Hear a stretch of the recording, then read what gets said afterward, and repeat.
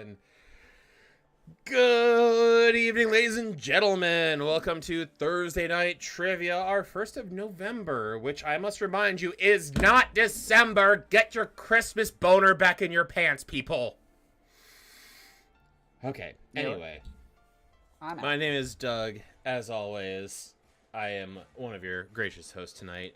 Joining me tonight as always, the man, the myth, the legend, coming out of North Carolina, weighing a whopping, I think, like 65 pounds, maybe? I don't know. Put a 1 in front of it and subtract a little bit. It's fine.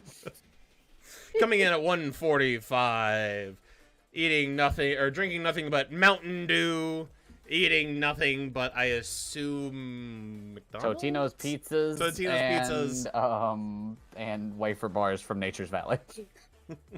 Maybe Vienna sausages. It's me! The Enigma with an engineering degree, the explosive man himself, Lucas Sarge Carver. How you doing today, bud? I will put my Christmas boner wherever I want with consent. I'm glad you put that last part there. We are all about consent here. That's right. Actually, look, we're gonna go here already.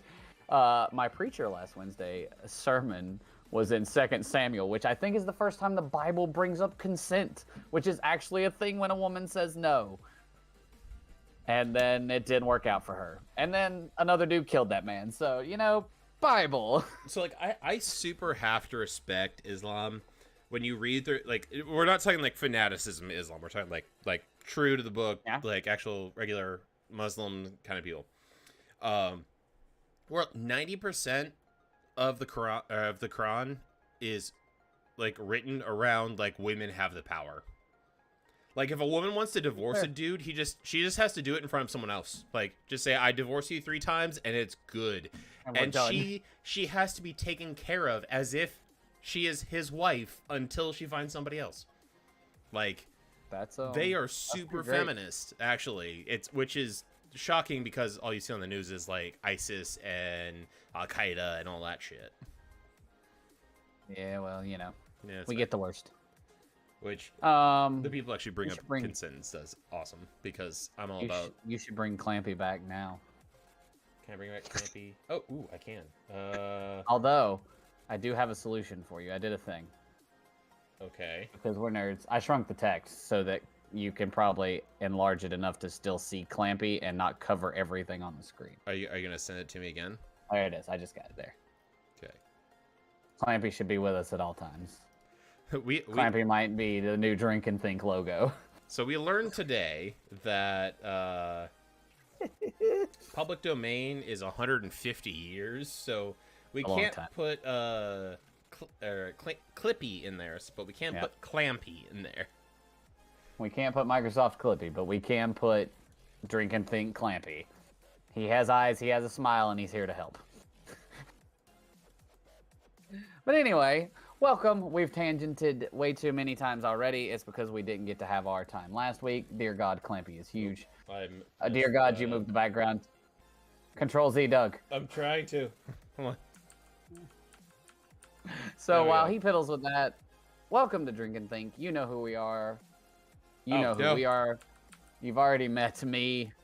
If you don't, I have Doug over there. He is my co-host and my partner in life. Only like 180 miles away. Tonight's a normal night. We have 6 rounds, 48 questions. There are current events. There are, I believe, pirates.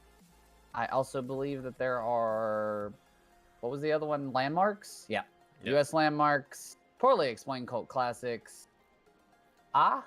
Real monsters. And last but not least, we have a 50-50 round of, are you the expensive brand?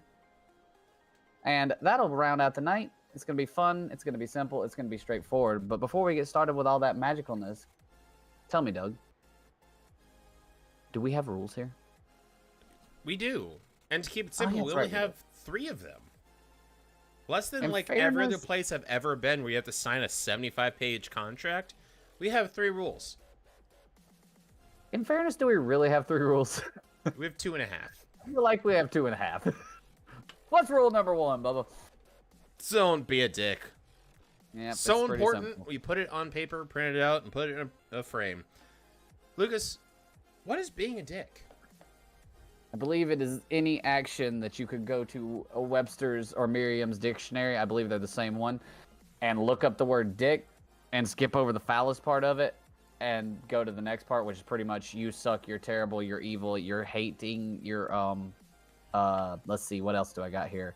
Non-accepting. That's what I think, Doug. I think being a dick is being non-accepting, because that's dickish. Yeah, it's very dickish. If you ever ask yourself, hey, am I being a dick by doing this thing? If the answer is yes, then don't do it. You know what I think I've come up with? I think if you're going to do something and your mother would slap you in the back of the head during church for it, that qualifies as being a dick.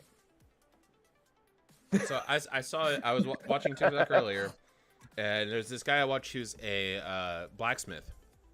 Yeah. And he does like the multi-personality talking to himself kind of TikToks that everyone's wearing like slightly different outfit kind of thing. And this guy goes in to fix one of the like flamethrower blower things that you're like to do like the small stuff when you don't want to reheat the whole thing, but just like a small part to fix it. And the guy sticks his hand in and starts messing with it and goes, "Hey, what's rule number 9? Don't stick any body part into a thing that you wouldn't stick your one-eyed Willy into." And I'm like, that's fair. I've heard that rule before in the industry. When I worked in like the actual equipment stuff. Yeah, if you have a problem with that, don't put that there. Yep. And the other one he was like, "Well, it's off." And he goes, "What's rule number 10? All machinery is on, all safeties are off, and everything is hot." And I was like, "Yep, yeah, works. Yeah, well, all right." But gotta keep people alive in the workplace. Lucas, if I remember correctly, you and I are pretty pig-headed people, if I'm not mistaken. I mean, have you looked at your bandana? No, that's fair. No. So what's rule number 2 then? Rule number 2 is you just point again. It's don't be a dick. We're pretty consistent on our rules of the fact that you should not be a dick here. You can make fun of us, but don't make fun of other people. Don't get on them. Don't rail on their answers. Just enjoy yourself and have a good time. And that leads us to probably what I think is our second best rule, which is rule number 3, which is what, Doug? You do you, boo-boo. Ladies, gentlemen, boys and girls, and that technicolor rainbow in between that we call life. Respect everybody. I don't care where you come from. I don't care your political affiliations. I don't care about any of your stances on whatever. I mean, as long as they're not harmful to other people, obviously. Like, if you're a Nazi, go fuck yourself. But we're here to have fun, and that includes embracing everyone. Like, there are no such thing as dumb questions because you guys have given us a shit ton of dumb answers. So no dumb questions. Fair. There are no off limits, like being yourself. If you're being yourself, there's nothing off limits about that.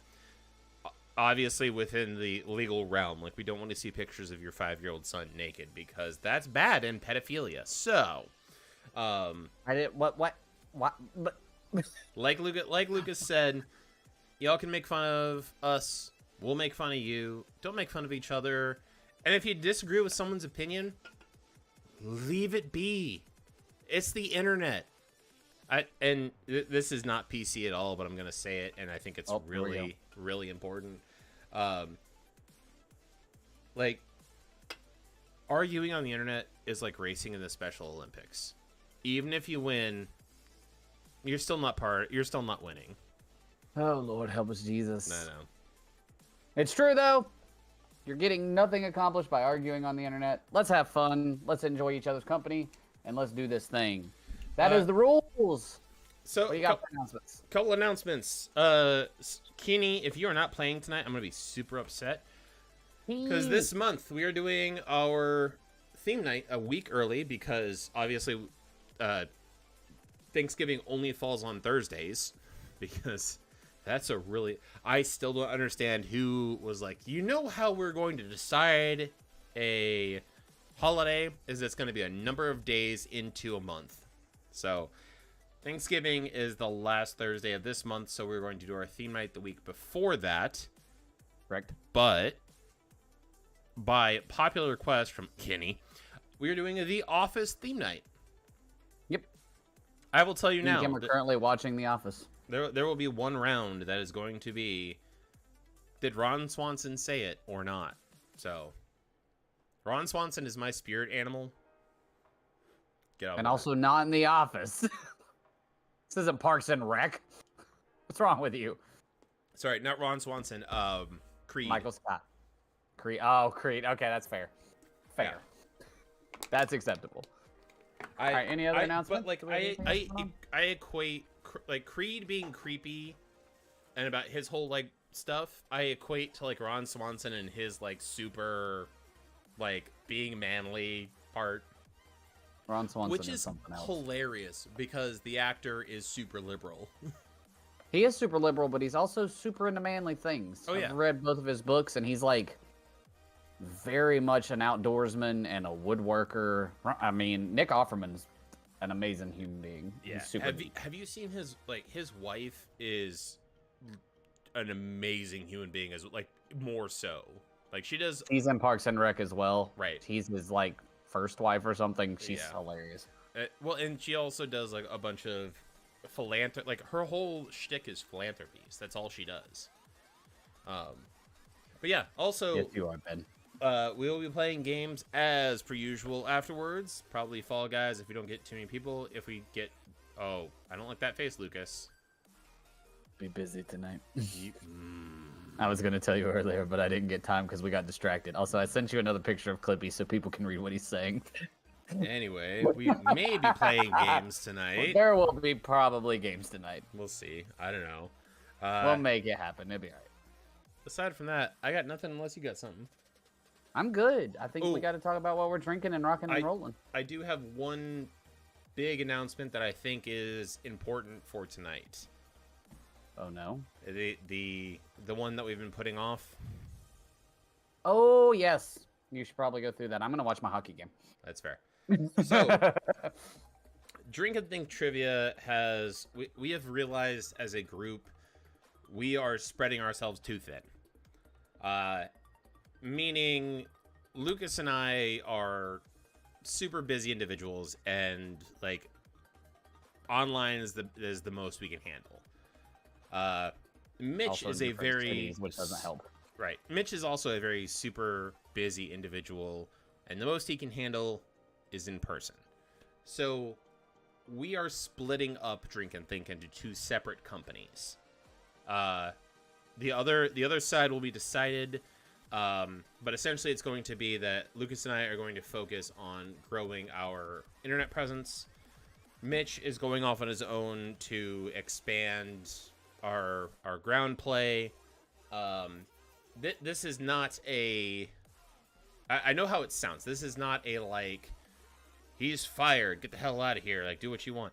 This is a, we realize that we are spread too thin, and he is very passionate about in person, and we are very, very passionate about online. So, moving forward, when you see our posts, we will definitely, once we figure out the name of the other company, or sorry, once Mitch figures out the name of the other company, we will link into that as well and give him his props. Like, no one's trying to steal anyone's thunder or anything like that. But Drink and Think is going to be a virtual-based company only moving forward.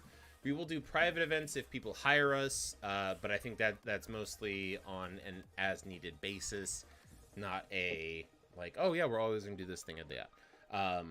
So if you come into DC and you see Mitch, definitely say hi to him for us. He's kind of going off on his own from here because it's just a difference in energies at this point that he can handle that and we can't. And I'm not ashamed to admit that because we all have our own lives. I think the best way to put it is that we all have like a passion and an idea to be really good at what we're doing, and it's tough for when you have a side of the company that's in person and a side of the company that's online. So we're just trying to give y'all the best experience from our side of things. He's trying to give them their best experience from his side of things. So splitting and making it two makes it easier to be more optimal and roll that way. Yeah. So yeehaw. We are Drink and Think, and he will and be, that will not change. Think and drink or whatever. But yeah, I stand by Drunk and Thunk. But anyway, Drunk and Thunk. Be great idea. Great idea. With that, do you have anything else, Lucas? I'm pretty sure that's about it. Cool. In that Oh, case, what are we drinking? Oh, what are we drinking? Yeah, of course. I'm going to have a smorgasbord tonight. Okay. So, for our punishments, I will be drinking red, white, and cherry instead of red, white, and berry, because this is apparently the new one, I guess. You should have called me. I would have totally picked one of those up. I love cherry. I don't know how I feel about them yet, though, because I tried one, and I think part of it was like shortly after I brushed my teeth. It was shortly after a bunch of like food and stuff that I'm not entirely sure how I feel about it. No, that's fair enough. But we'll find out. I'll be punished by it later, hopefully. I was about to say, we'll see. I have a couple of like random beers. So I got like Port City, Very nice. And 2 Salos. So we'll be bouncing And you're around. drinking Coors, so a little bit of everything. I have no whores left. Oh, I thought you were just drinking one. I Did you just finished finish that it? up. That's my pregame. Oh, You know very that. nice. Come on. I do. I didn't know you finished it yet. What do you want from me? What are you drinking tonight? I am not omnipotent. I brought the Bold Rock family. Yeah. And I just decided to blizzard them, I guess. I have one in the can already that's been pre-gamed as well. That's a premium dry and then a standard apple. I have the rest of a case of apple downstairs. And if we get into punishment realm, I have one of those stinking green tea things left, so I might as well finish that. Might even try to shotgun it if we end up in that realm. Ugh, God. Yep. Ugh. Anyway, so drink. Well, To you, sir. Let's get this thing started. if you want to play, for those of you who are still wondering like what the hell is going on, scan the QR code in the top right. That'll get Just you listen to your online thing. We'll play through Triv now. That's how you answer all your questions. We just ask you don't ask questions answer questions in the chat. So Yep. Simple, easy peasy. shall we? You want to take number 1? Let's do it. I'll do it. We know we kick off with current events. We're only a little behind time because we like to ramble. I didn't get to see Doug for a week. That's You true. can deal with it. So, it's that time again. It's current events. So we have to start out with this question. Elon Musk officially owns Twitter now and immediately dissolved the board of directors. Since his takeover, the N-word has increased in appearance. How much more on the platform? Wait, Surprising Why? absolutely nobody. but why? Because he didn't. Because he dissolved the board of directors? Yeah, Like- so he countermanded all of their like censorship and all that stuff, and he's like, Twitter did should be a everything on free it. speech platform, and Oh, dear Lord, help us all. yeah, it's not great. Yeah, well, 7 of 7, boss man. Yeah, go it's for it. Up 500% because we suck. Although Twitter, I guess, isn't just America, so the Uh, world sucks. Well, like literally the first post after he acquired it was like, "Hey, I posted it," or "Hey, I acquired Twitter or whatever." And one of the replies someone screenshot, it was literally like the N word like 13 times in a row, uncensored. Dear Lord. And Elon responded like, "This is a free platform. You can say whatever you want." Lucas, I mean- I know this is close to your heart. The Yes. next question. I'm gonna give it to you because I know you want to ask it. All right, so if anybody was watching the race at Martinsville, I believe it was not the Indy, it It's was in the like the question. something 400. But anyway, oh yeah, the Xfinity 500. But apparently there's only 400 laps. One of my race friends was really upset about that. They called to ask why he didn't renew his tickets. And he said, "You took 100 damn laps away, and it still cost me the same damn price. Who's to say you ain't gonna do it again?" Apparently the representative from Martinsville said, "We might take away more laps, so just keep your damn money," and then hung up the phone. Wow. Which I find hilarious. But anyway, so apparently video games translate to real life. As we all know, I mean, I on my YouTube and Twitch channel, I drive real cars. And so does this guy. Ross Chastain ran his car into the wall in the final turn of the Xfinity 500 at Martinsville Speedway and slid into a qualifying position for the Final Four in the championship. He directly stated that he learned the move from playing NASCAR 2005 on which gaming platform? So the beauty of this was, and I'm going to geek out about it because I can, he had to stay within 2 positions of Denny Hamlin to get to the Final Four. So how NASCAR works now, there's 10 final races. Every 3, 4 people are eliminated. They go 16, 8, 4. And then the final race, the top 4 are competing to win the championship, whoever finishes highest. Ross Chastain would have been eliminated if he wasn't within 2 places of Denny Hamlin. He was 10th. Hamlin was 5th. Chastain, instead of shifting down into 3rd gear, threw it into 5th, held it wide open on the outside of the wall, grinded the wall, and ran the fastest time ever at Martinsville Speedway. He broke the lap record and made it to 5th. He passed Denny Hamlin to make it to 5th. I absolutely love that. Have you watched the different crew chief or pit crew voices? Yeah, the TikTok you sent of the spotters and the crew chiefs talking as they did. And they're all like, see, like, Ron Chastain's is last, but everyone else, like, someone's like, what the hell was that? Like, someone just left it open, apparently. My favorite, mine and Kim's favorite, was Chase Elliott's crew chief, who was like, all right, dude, we're going to make it in. Come in here. What the hell? Anyway, man, we're in. We're in. Like, he whispers, what the hell? And then just keeps talking to his driver. It was great. Man, there was one that, like, oh, man, he's like going for a crash or something. Like, nah, man, that's just holding it open. So at most tracks, if someone tries that, they run into the wall and then they run out of momentum. But because Martinsville's so small, he kept his momentum to the start-finish line. That was nuts. Anyway, I've nerded out enough. Well, he did test the move on PC on iRacing, but he learned this move while playing NASCAR 2005 on GameCube. When he was a kid, he used to do this a lot, apparently. Which I went back and I looked up NASCAR 2005, and I was looking at reviews and stuff like that. And collision detection apparently is super small, like super insignificant on it. So like you can sideswipe someone and your car will stay straight. You can run into the wall at like there's no sliding, there's no like whatever, because obviously it's GameCube 2005. So he learned to smash into the wall and accelerate through in a game that had no real physics engine in it. Yep. That's insane. But all right. Number 3. Nancy Pelosi's husband, Paul, was attacked in their home by a man whom we can only assume played too much GTA because he was wielding what kind of weapon? Dude, this was a nuts story, too. Like, I have no love lost for Nancy Pelosi, but this story, dude. Like, the things, the lengths that people will go to. Not that I have anything necessarily wrong with Nancy Pelosi either, but, like, you should not attack people's family members. Well, I don't care who they are. I agree with you. Like, as a Democrat, like I am not a fan of it. Nancy Pelosi to me is the equivalent of Mitch McConnell. Has been in way too damn long, is out of touch with the public, and just needs to get out of the way already. On that same note, I agree with you as well. Leave family out of it. Like, leave people's families alone. Hell, look at freaking what's her name? The former chief of staff for Trump. You're talking about I know exactly. The blonde lady.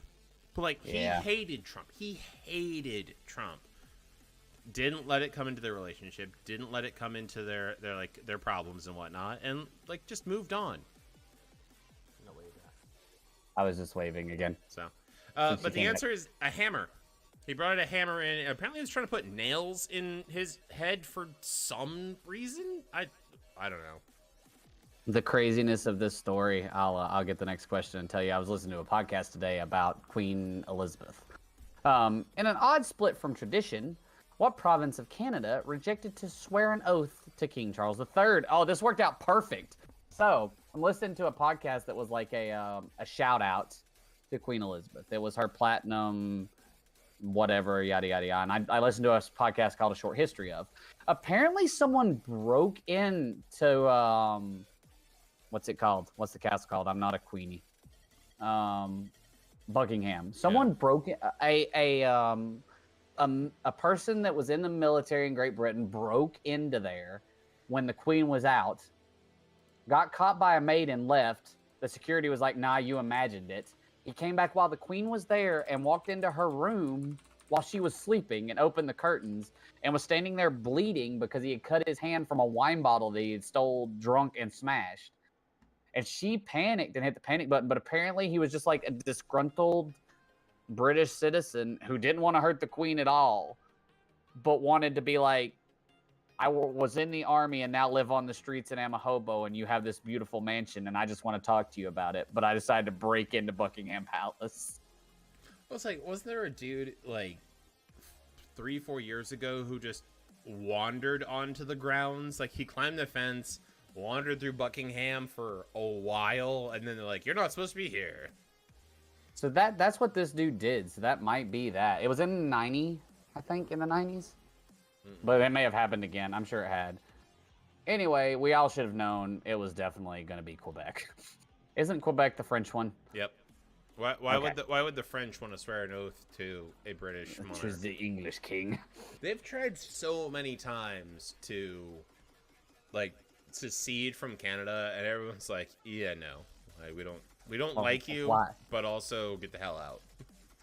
I don't know. I love the Montreal Canadiens. I feel like if you did a poll of everyone else, like, should Quebec leave? And they'd all be like, yeah. And all the Quebec people are like, no, we need you. Let's not. All right, what do we got? Oh, well, you sent me your new thing, so I need to open that. Why don't you take the next one?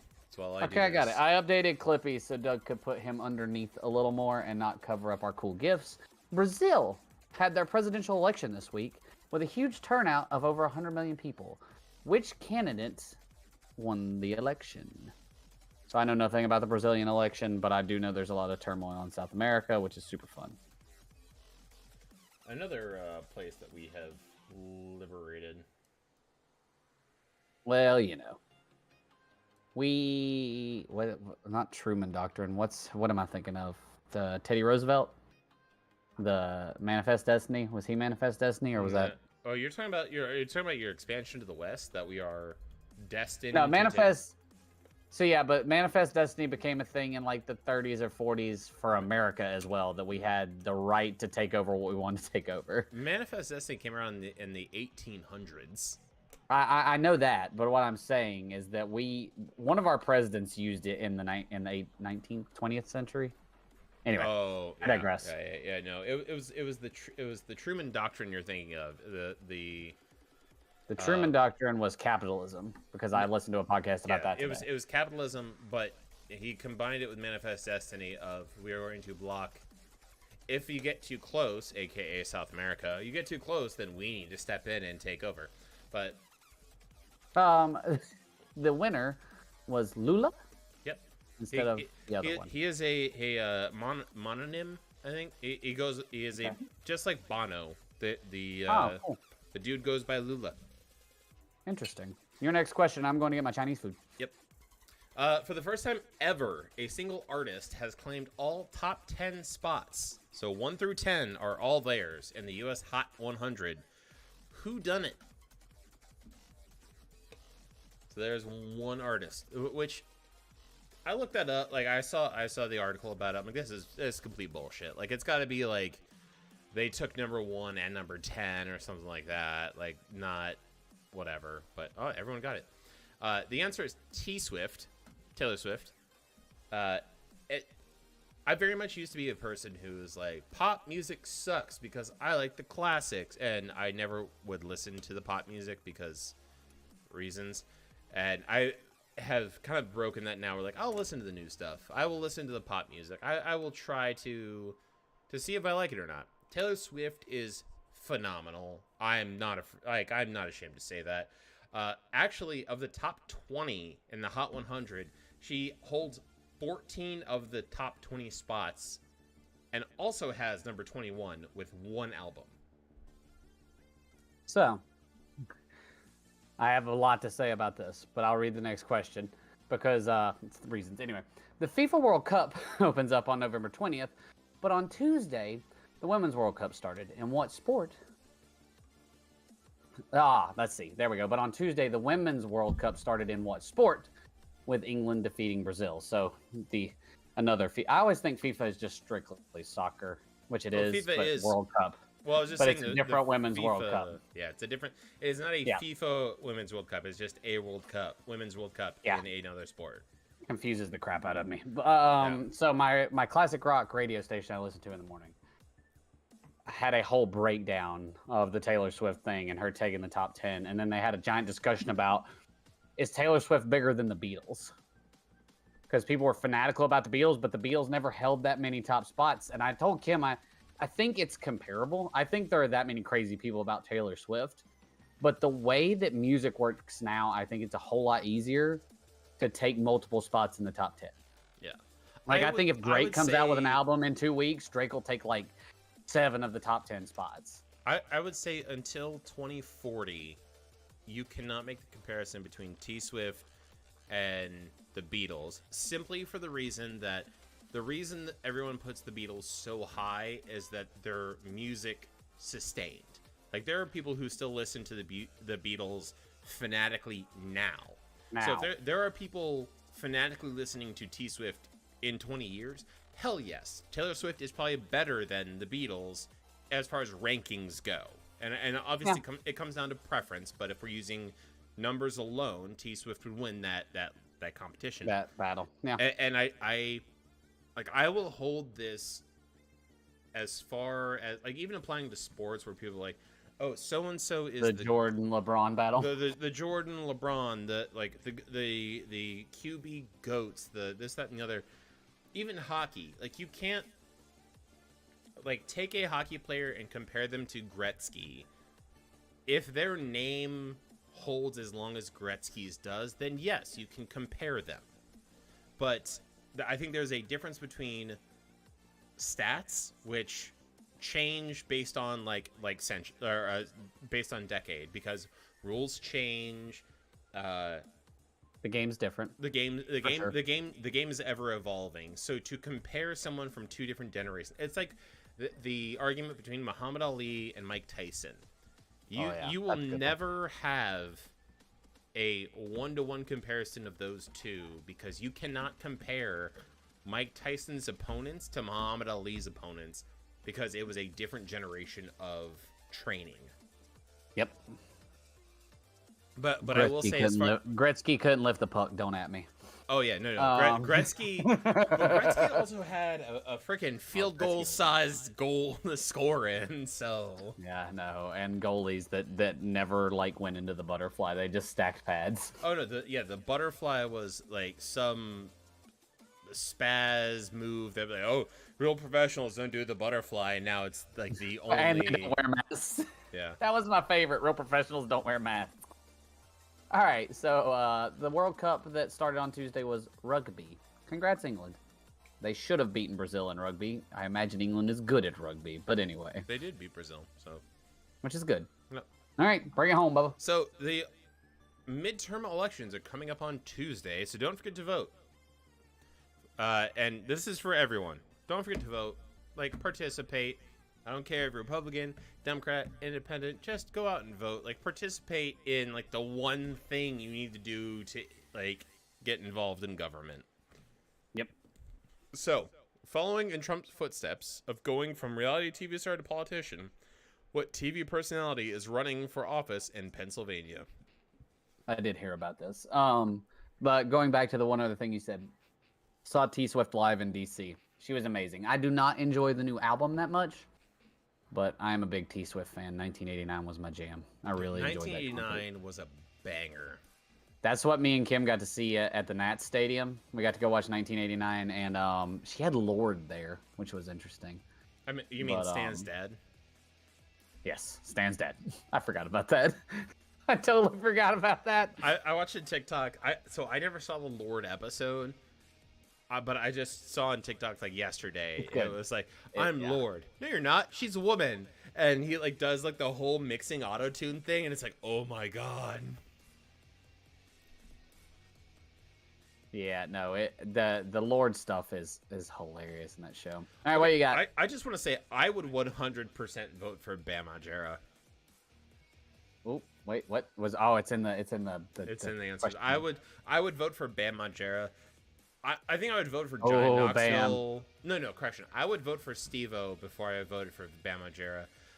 Although, I think that's also because Steve-O has gone straight. He is sober. He's all that stuff. And Steve-O's really trying. Let's be for real. I mean, Steve-O is really trying. But the answer is Dr. Oz. Almost worse than Bam Margera. Oh, yeah. What? So what, happened to Bam? So he got I don't think I've heard anything out of him. him. Off the tour, or off the Jackass tour, because they set a strict limit of like you're not gonna do drugs to do like Jackass 3. Oh Lord. Kept doing drugs, and he's like, they're not gonna kick me off. I'm too popular. They kicked him off, and he's like, oh fuck all of them. And they're like, hey, we're gonna give you another chance. We're gonna start shooting Jackass 4 in like, or Jackass Forever in like 6 months. If you can get clean by then, we'll have you back on, man. We love you. Got clean, gets on, second day, doped up. Of course. Yep. So I thought what's funny to me is that I can remember watching that show back in the day and thinking that Johnny Knoxville was Bam, because I thought Johnny Knoxville was like the personality of the show. I have never really liked Bam, but that's personal. Yeah. As much as like this is Bam Margera. He's always seemed like a dick to me, man. Like, I think Bam Margera was the start of the TikTok trend or the Vine trend or whatever. Like, oh man, it's a prank. Because he used to like set off fireworks in his parents' his house that his parents lived in.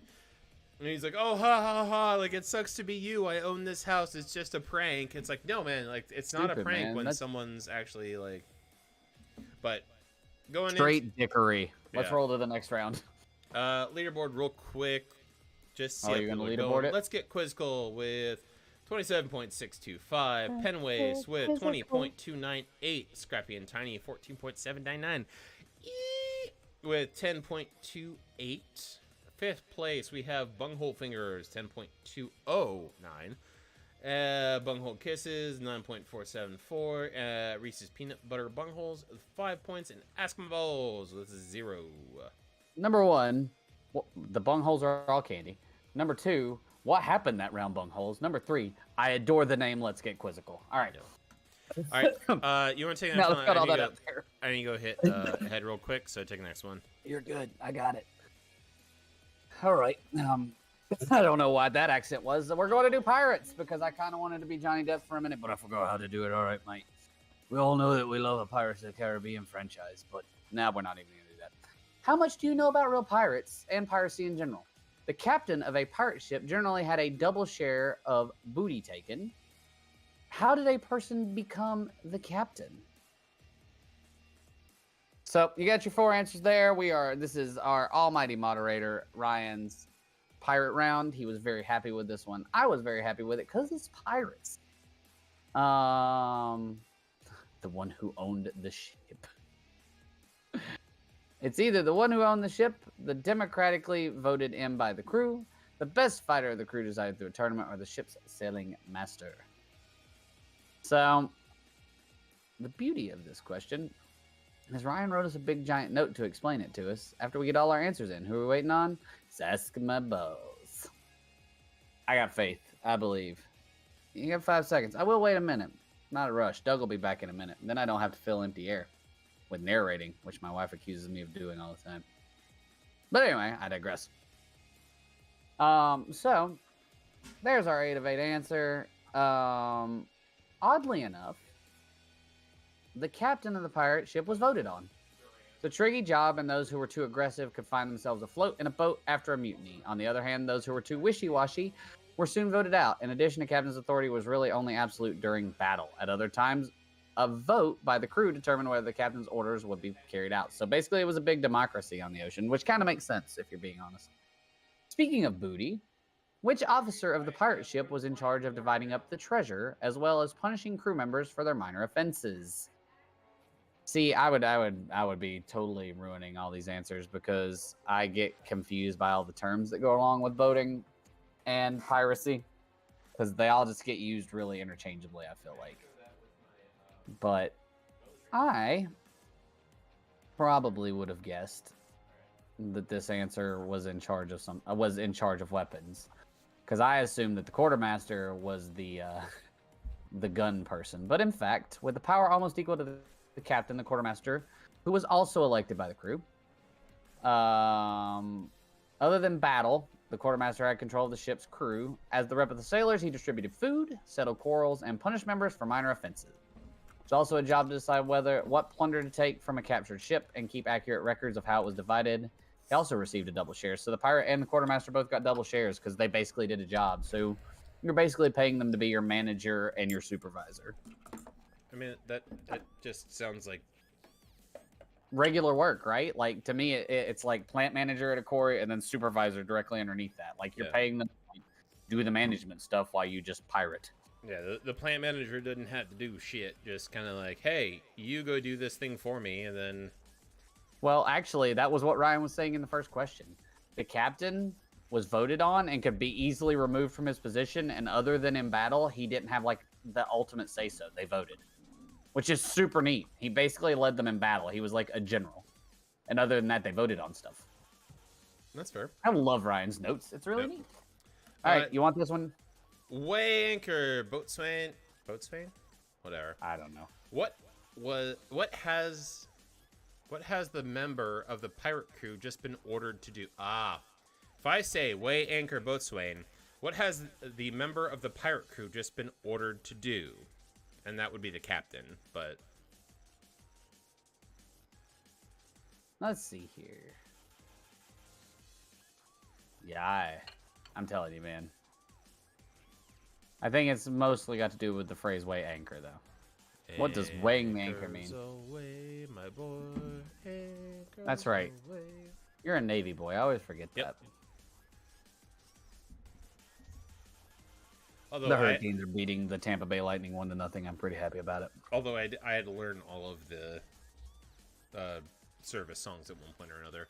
But I don't I mean, that's band related, but that's besides the point. Well, no, not because of that.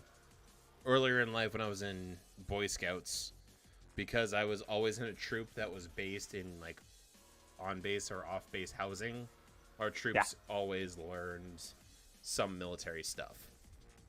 Nah, that's fair. So you've been told to weigh the anchor. What are you doing, Doug? I'm going to raise that anchor. You know I'm gonna say this next time that we're playing Sea of Thieves. You know that, right? It's fine with me. I'm not worried about it. I'm gonna go lower it when you say it. We've learned port and starboard at this point, so... That's true. So the boatswain was also the bosun, which makes more sense to me. If you've watched Below Deck, you know what a bosun is. Yep. Wood, canvas, and ropes, making sure they were in good repair. He also oversaw the dropping and raising of the anchor, keeping the deck clean. An experienced bosun could expect 1.5 shares. So far the booty has been split: 2 shares captain, 2 shares to the quartermaster, and 1.5 shares to the bosun. So we basically just created leadership. So is it just, like, I assume the cabin boy is getting like 0.25 shares or something like that, or no shares? Maybe. We're gonna find out. I'm sure. Ryan wrote us paragraphs worth of notes. I love it. Cornelius Joel was a Dutch corsair. He had a nickname, Hootbin. What does it mean? Hootbin? Hootabeen? I don't care, dog. I'm all about this GIF. I'm all about this GIF. It brings me great joy. That is Muppet Treasure Island. Muppet Treasure Island. Muppet Treasure Island. Muppet Treasure Island ranks up there as one of the greatest nostalgia movies of all time. Like, Goofy Movie is like number one. Goofy Movie. All right. For me, Goofy Movie is number 1. This is number 2. But we're talking about like a hair. Not even. It's got to be a hair because Billy Bones. Also, the black spot. But can Long John Silver? Long John Silver. Oh, see, and that's played by Tim Curry. Yes, that's the thing. You cannot fuck with my man Tim Curry. In the last 3 weeks, I've seen 2 movies in the theater and 1 movie at home. Last Friday, I went to go see Rocky Horror Picture Show, like a full show with the dancing and everything, and then callbacks. Oh, was there like an actual like crew with the callback? Yeah. Like people? Awesome. I've always wanted to do that. So, I got one over the mountain time, and it was like the zoom out empty theater scene. And I said, "Oh, hey, look, it's the Commanders in the postseason." You're muted. Sorry, I was screaming at my wife. Yeah. But it's like, it does the zoom out, and I'm like, hey, look, it's the Commanders in the postseason. Someone else yelled out, it's the Commanders now, too. And it's like, yeah, that's all right. Nailed it. They did the whole thing.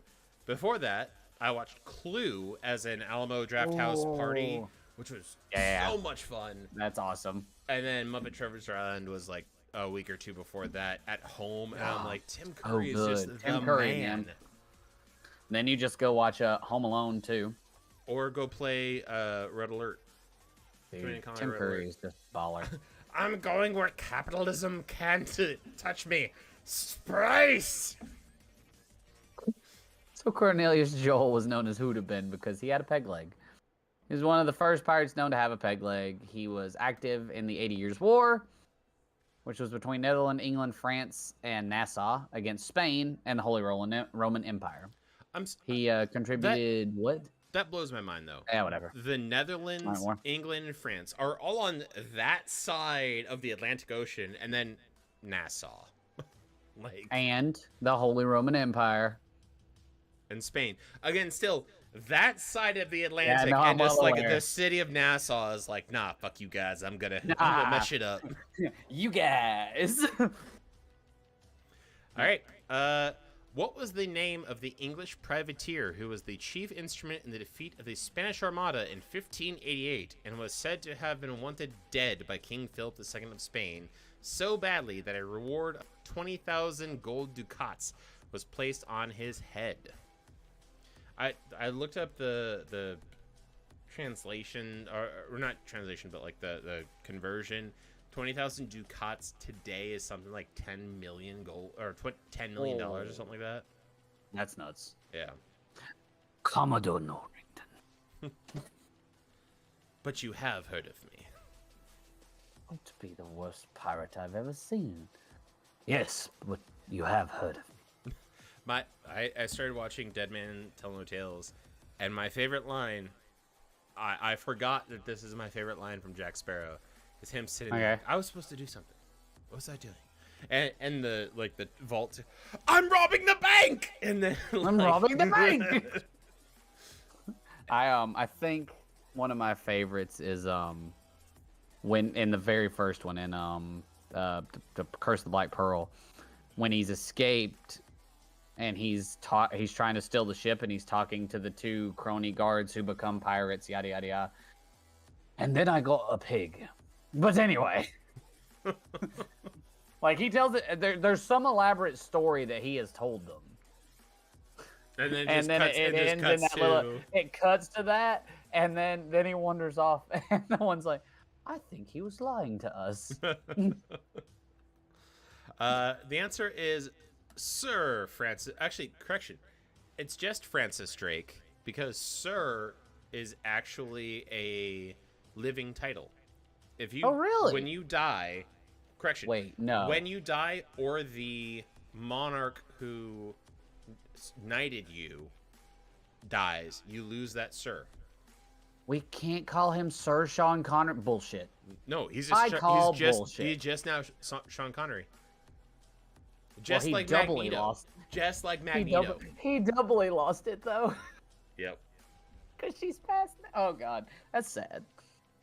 Wait, so now. Wait, no. Saruman was who? It was Christopher Lee. Yeah, but Sir. So it's not. You Sir have Christopher to reunite them all now.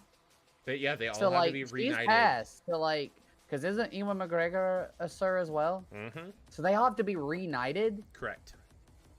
If the king wants to. Correct. Which is, if you go back far enough, is how kings would curry favor after they took over from their fathers. Was essentially promising them, I will reunite to you if you are loyal to me. I have a new mission for us. Get knighted? Correct. I don't know how we're going to do it, but I'm in. I mean, I'm all for it. We're going to figure it out. Can we buy, like, I know it's absolute bullshit, but can we buy those, like, 1 foot by 1 foot? The land parcel in Scotland? Yes. And be Lord. Let's do it. Let's do it. I'm so in. The English word pirate is derived from which of the following Latin terms? Yeah, there's no reason at all that Ryan should have put in a pirate round. All this round did was send us out spiral. What's that thing we do that I can't remember? We're in round 2, and we are 9 minutes almost from 8 o'clock. Almost 8 o'clock. This is bad. No, what do we do? What is the thing we do when we get off topic? It's rambling, but what do you call it? I don't know. There's a thing I'm shooting for. Yes, we are like pirates is like the tangent for us. Like it's bad. Do you remember in high school, by the way, when the fight was between pirates and ninjas? Yes. I was a ninja guy. No, it's pirate. I've always been a ninja guy.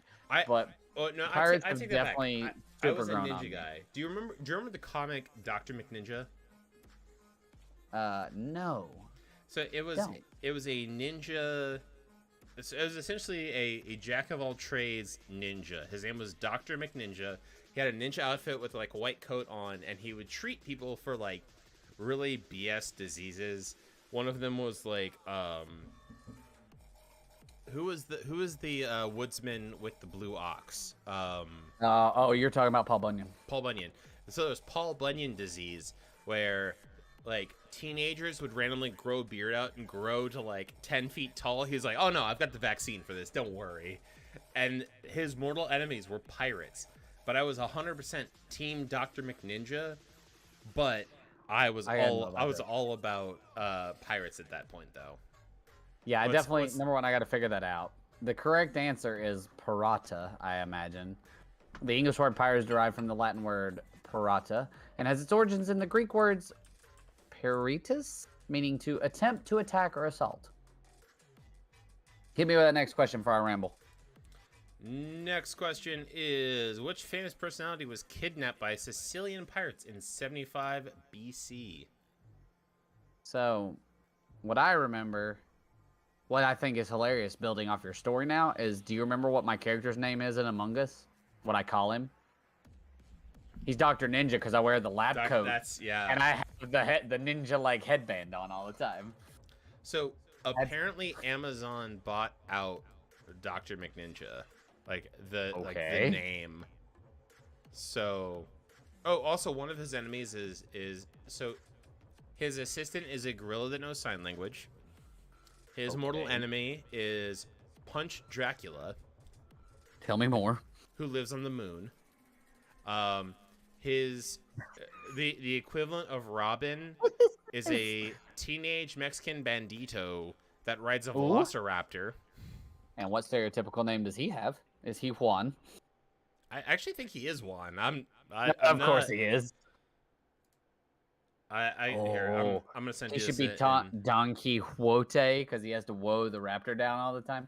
Anyway, I digress.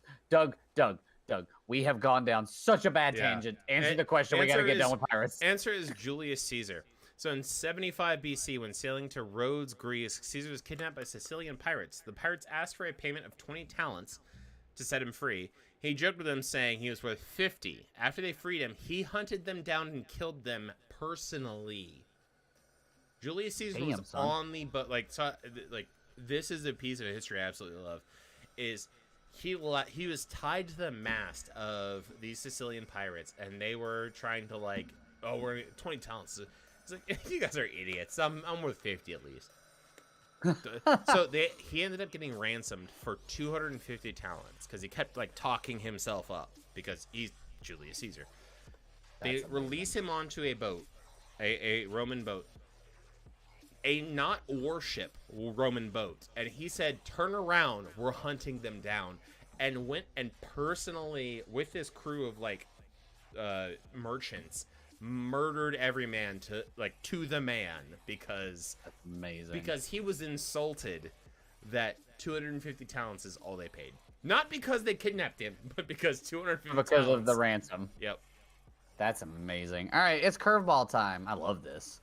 The Pittsburgh Pirates had the honor of going to the first World Series of Major League Baseball in good lord, the burps, 1903. Which American League team did they meet in the World Series? Your hint before you answer, because it is free response and wager. We're going back to early Americas. Have I ever because told you I feel like there should be one there. Have I ever told you the story about why I'm a Cardinals fan? So this kind of ties into names. Okay. So my grandfather, Douglas Warford himself. Oh yeah, that's right. You're a 4, aren't you? I'm a 3. I thought you were the 4th. You're a 3. That's right. Anyway, go ahead. But there's a break. My dad's Edward, so I'm technically a break and a new one, but I am the third. Gotcha. I digress. George is actually the big one. If I name my kid George, he'd be like the 17th. Anyway, Well, that'd be interesting. He went when he was 6 years old. He went to a World Series that was between the Chicago Cubs and the Chicago Browns. Okay. And wait, like if the White Sox and the Cubs met in the World Series, essentially. But okay. And being 6 or 7, he said whoever wins this, because back then going to the World Series wasn't like we're talking like Depression era. Going to the World Series wasn't like a huge deal. It was just another game. Gotcha. Yeah. And he said whoever wins this, I will become their fans. Well, the Chicago Browns won that game, and the next year transferred to St. Louis and became the St. Louis Cardinals. So the family has always been St. Louis Cardinals, except until he married. And his wife was a Chicago Cubs fan, so half of our family is Cubs fans and half of them are Cardinals fans. But number one, that's amazing. I grew up with Mark McGwire though before. Yeah, which is fair. So I was like, I love it. Cardinals, duh. The correct answer here, this is the Boston Pilgrims, which was my hint, or the Boston Americans. Good job, two of you. That's well done, Scrappy and Tiny, and Ask My Balls. That's dope. I think that you guys knew that. We just need to roll into the next one. We're rocking. We're rolling. I'll take the first one because Doug's rubbing his mustache maniacally. For this round, I'll show you and tell you the name of a U.S. landmark. You tell me what state it is in. Good Lord, I wanted to say city so bad. Give me the state. First one. Tell me where the Space Needle is located. We could bonus point for the city if you really want to in Twitch chat, but Twitch chat so far has been Ben. But yeah, give me the city if you want to. Quick. I'm messaging Kenny right now, and she was busy. She Ben said that at the very beginning. She had stuff going on. But once everybody locks in, we're gonna rock and roll with it. Yep, there you go. PS4 gamer with Seattle. Give me that team name. Pretty sure I know that team name, but just to be safe.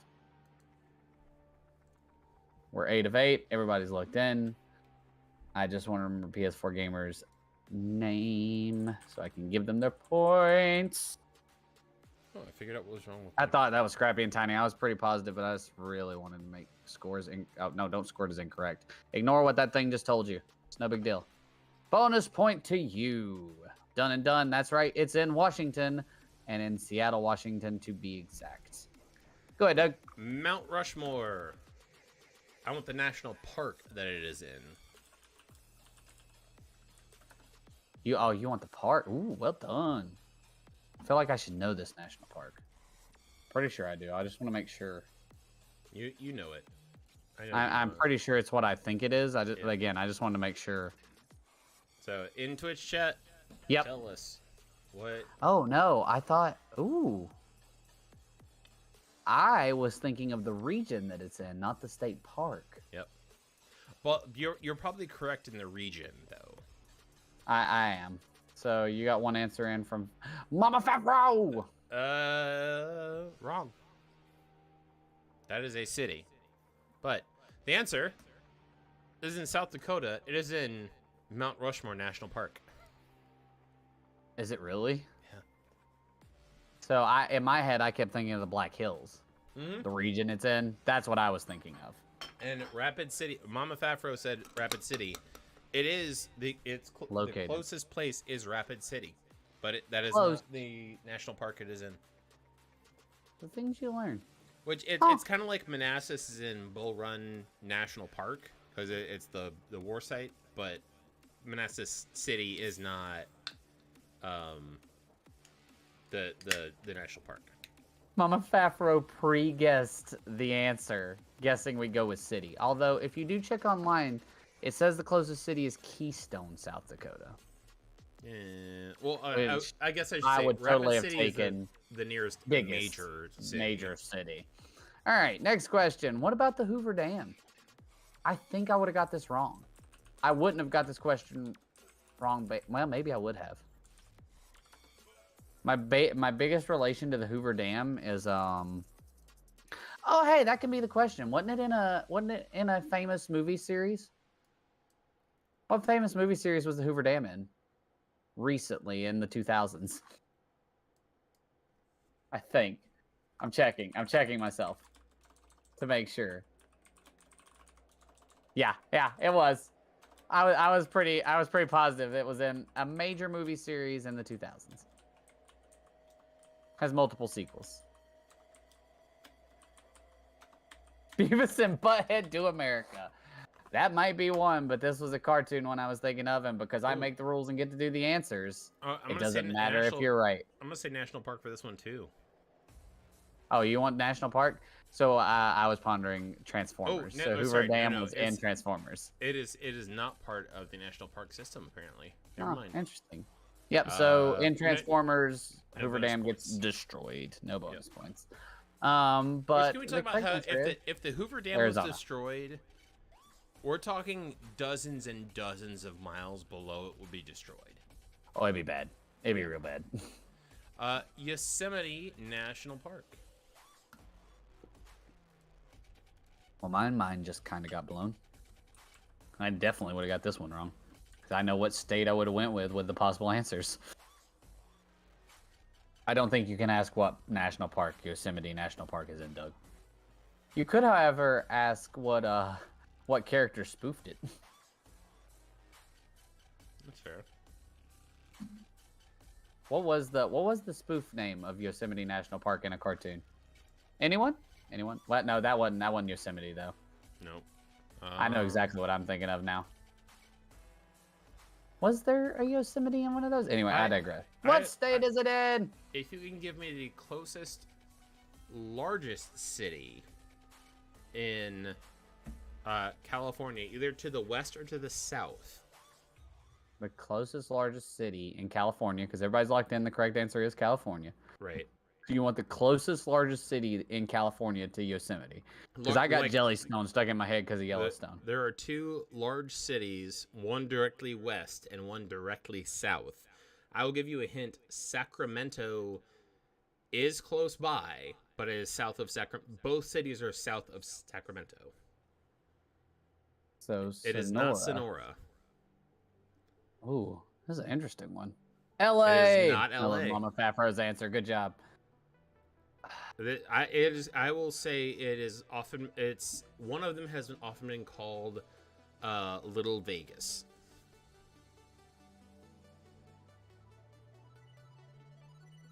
Is it? Or it's the biggest little town in the country. Sometimes called that.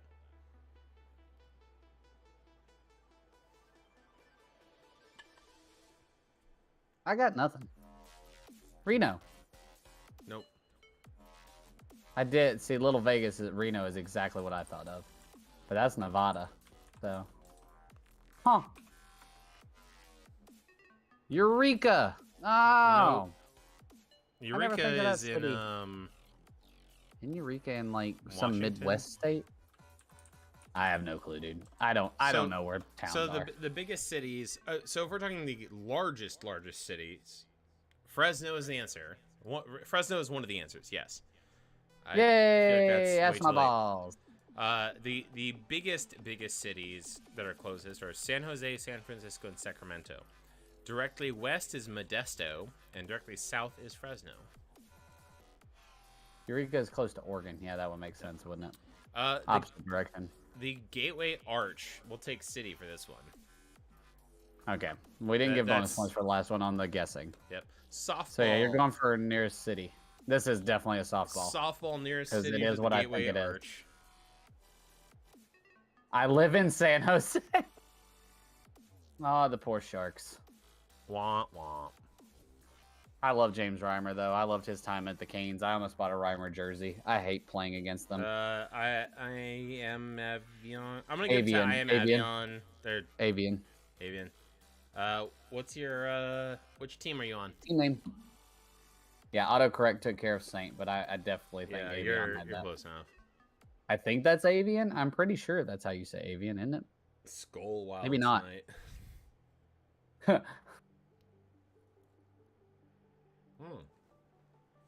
Yeah, the Canes are playing the Lightning. All right. I will give Quizzical. you. Okay, I'm done. What is it? Freebies, doubles. All right, I'll just up up your score by 1. That's fine. Who are the Wild playing tonight? What's the great? Or give me that state there, Douglas. That is Missouri. It is on the Missouri side. There's actually a St. Louis in Missouri and Illinois. The better known St. Louis is in Missouri. Yeah, I've been to Oh, do you seriously? What, are you kidding me? That's so cool. Oh my god. Which I love the Sharks. We have Brent Burns now on the Canes. Kim technically says she's a Sharks fan because she thinks it's the best jersey in the NHL. Other than the Minnesota Wild. And I agree. The Wild have a dope jersey and the Sharks have a dope jersey. I really wanted a Pavlovsky. Pavs? What's his name? He's on the Dallas Stars now. I'm sorry. Go ahead. When I was a younger and dumber person, I rooted for teams based on their logo, mascot logo. So I was an Arizona Coyotes fan for a while. I'm gonna disconnect you from this call. I know, right? And then I learned my lesson. But I was a Mighty Ducks fan for a good bit. See, that's fair. Back when the Ducks had the like Mighty Ducks like helmet as their icon, that was yeah. Let me have some fun with you now. All right, landmark is Rockefeller Center, and we're done with our bonus points because it's detracting from us getting to halftime. Yep. Number 1, go Wild. I agree. Kraken, boo. Although they do have a good logo and a good jersey. Thirdly, or part C, as I like to do sometimes. I watched Steve Dangle, who's a Leafs fan on YouTube, and he was talking about it the other day, and he said they lost to the Ducks, and the Ducks are one of the worst teams in the league. They're the Anaheim Ducks now, I believe, and they're one of the worst teams in the league. And he said they've dropped the phrase mighty. They're just the Ducks. They've changed their jersey 14 times. I'm pretty sure their colors are now orange, but they've won a Stanley Cup more recently than the Toronto Maple Leafs. They won a cup in 2015, dude. That's, you know what team that always blows my mind. Like, you know what team always blows my mind as existing is the Jets. I forget they exist. Oh, Winnipeg? Yeah, I forget they exist 99% of the time. Like, the only reason I think of the Winnipeg Jets, and the correct answer here is New York, obviously. Good job. It must be in New York City. Oh, Mesa Verde National Park. Can you tell me the closest major city? If Kim gets this wrong, I'm going to be so disappointed because we almost went to this. There are 3 major cities in this state. All of them are to the east of this place. Is the major city the one I'm thinking of? 2 words. 2 words? Yeah. Okay, yeah, then definitely. Yep. All right, I literally just said if she was listening, I'm going to be disappointed in Kim if she doesn't get this because we almost went to this. We have not visited 3 of the 4 states on this screen and she got it wrong because she doesn't turn her sound on. If you turn your sound on, you might get questions right. I've been to Mesa Verde 4 times. She just told me to suck her dick. The answer is Colorado. And it is Colorado. And the closest city is Colorado Springs. Colorado Springs. Because we went here and went to the Whispering Caverns instead of going to Mesa Verde. Oh, 100%. Like, Whispering Caverns are absolutely amazing. It was dope. Mesa Verde is like a whole other experience, though. Like, Is it? It is not a modern thing. They have added nothing to it. You literally have to climb up and down wooden ladders tied with twine to like go up and down and stuff. It's so cool. That was what was really cool about the Whispering Caverns was like, yeah, I mean it's a cavern tour, right? Like you can see the original entry hole and you just walk into a giant cavern, which is so Radiator Springs, let's go Cars. Oh, they still like everything is essentially like you see plaster here and there where they're trying to like keep it together and whatnot. Yeah, together. But it's not like it doesn't shake you out of it. Like their meeting hall, when like you crawl down into the cliff to like their meeting hall, and they're like, oh, if you look up, see how there are 19 holes in the ceiling? They all go to the outside so they can light a massive bonfire in here and not die of smoke inhalation. I'm like, how are they smarter than most of the college kids I know? Because they had to survive, Yeah, Douglas. that's true. All right, do the last one. The Liberty Bell. What state is it in? And what city? I'm not giving. No, I'm not giving. It's a wager. You're not gonna do that easy. It's a wager round. Yeah, Yeah. no bonus points. So it's definitely in Pennsylvania or in Philadelphia, right? Yep. Good. I'm glad I knew that it was in Philly. It makes me feel so. That's my job. I forget that it's free answer, and I just forget things. If people screw this up at this point, you know what? Free points for everyone. Free points for everybody. Anyone who gets it wrong, Kim doesn't have the sound on. That's on her. She's gonna get it right. She should listen. I know, that's but on her. Son of a bitch. We're missing Scrappy and Tiny. Wait, why did we just get a 4-minute? Why are the Lightning on a 4-minute power play? Right. What happened? The answer is obviously Pennsylvania, Philadelphia. I don't think so. Philadelphia is in Washington State, Doug. What are you talking about? Here's your let's get quizzical with 60.3, Scrappy and Tiny 59.4. Who has not been listening to us is 38.0. Bunghole Fingers 37.5.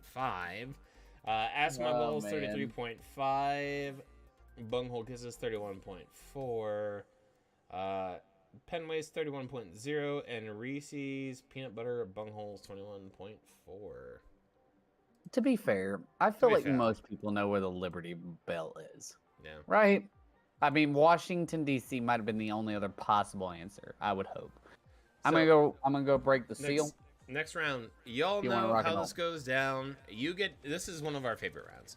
You get an explanation of a movie that is just really bad, and you tell us the movie. These are all free response. So first up, an LGBTQ scientist creates life and then bangs everybody except the siblings. They bang each other though, elbow style. What cult classic am I talking about?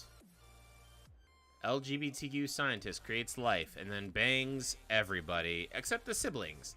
They bang each other, elbow style. It is not that. Pen waste.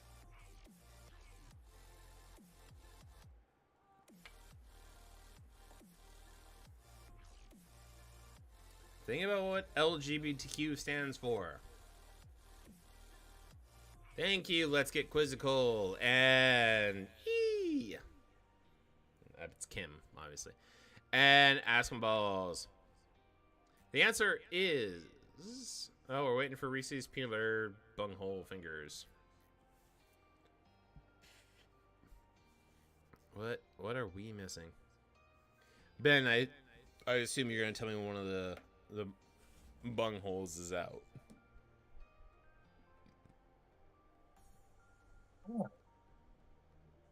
Keep ignoring me. I will not be ignored. Number one. Ow! I just Reese's Peanut Butter Bungholes. Are we missing them? Or are they putting kids down to bed? Like, just let it go. Time has timed. All right. Answer is Rocky Horror Picture Show. He is a sweet transvestite from transsexual Transylvania. I kicked the vacuum coming out of the bathroom. Don't ask me why the vacuum is near. Please say no goal. No goal, thank God. The most mediocre actor, man, gets frozen in stasis. Wakes up to Terry Crews running the government with a machine gun. Yep, no goal. Ow. Wait, is Mama Fafro the team? Also, I went and got my Chinese food because my objective is to be Brad Pitt in the ocean. So if you go back and check every trivia, at some point I'm eating something. That sounds about right. So I am doing my best to be Brad Pitt. I can't get the looks down pat, but I can eat stuff while we do stuff. You're missing your wife's answer. She screamed early. She was excited because the Canes got the goal called off. Because they knocked our goalie out of the net. But anyway, the correct answer, I don't know that I've ever heard of this movie. Idiocracy? Yep. I don't know why. I've never seen that. I take responsibility for Trump getting elected. We watched this movie, and the moment the credits rolled and we switched over to the election, they said Trump won. The Okay. the premise of Idiocracy is the most average person. So the army is performing a stasis, like a cryo test. Okay. And so they pick. He's working in like the basement of a library on an army base, and he's like, "I love this position. I don't get to do anything." And they say, "Yeah, we always say, was it lead, follow, or get out of the way?" He's like, "Yeah, and I always pick get out of the way." He's like, "That's not what you're supposed to pick." So on every test, whether you're talking about like IQ, performance, whatever, he scores exactly the 50th percentile. So dead. So way to go, Cap. He gets frozen in this cryo chamber. Okay. The program loses all of its funding, so they forget about it. Flash forward about 1,000 years. I need to say though, while they're talking about this, they give the explanation of like Bubba is a high school football player, and he impregnates like 4 people, and you see like the family tree start of like 4 girls with like 3 kids apiece, whatever. And then it flashes over to like here are 2 professors at MIT. Right now it's just not our time. Like, we want to focus on our careers, and then it shows their family tree of like just those 2, and it keeps going along. Like essentially, the stupid people have outbred the smart people. So when he awakens 1,000 years later, he is the smartest man on Earth, being the most average person today. And oh Lord! So he's like the Gatorade equivalent called Brondo. Like, yeah, Brondo has electrolytes. It's what plants crave. And like, why aren't crops growing? He's like, have you tried using water? You mean the shit in the toilet? That's the one. It is fantastic. Anyway, moving on. I definitely gotta watch that. All right, it's you. No, I had Idiocracy. Oh, yeah, that's right. Snake Plissken attempts to take an old evil wizard dude that has employed 3 Mortal Kombat knockoff characters to protect him. He also needs to rescue a ditzy blonde damsel in distress. I also have never seen this movie. So far, I'm 1 of 3. I've not seen a lot of popular movies, for that matter. It's a cult classic. That's why it's. Yeah, no, for sure. But the Canes just gave the goal up, so it's 1-1. But Ovi scored again, which is no big surprise. Way to go, Caps. I don't know. I've never seen this either, to be honest. It's not any of the Escape movies. It's not Escape from New York. It's not Escape from LA. I'm not like. I got triple delight tonight from a Chinese restaurant. Pork, beef, it was an excellent chicken. choice. And all I can think of when you say that is Mulan. Beef. Pork. Chicken. Ah. Da-na-na-na-na-na. God, I love Mulan. It makes me happy. It's such a good movie. That's a good movie, dude. All right. What about a girl who's smart and always speaks her mind? Speaks her mind? Nah. The answer is Big Trouble in Little China. I really gotta watch that movie. It's because of the name. Fantastic. Here we go. I'm now 2 of 4. Big surprise. A bunch of screw-ups try to be real cops because in this America timeline there are police budget cuts. And also police who are just, there to do a job. I mean, those shenanigans are like awesome. It is. Car ramrod, Doug. Car ramrod.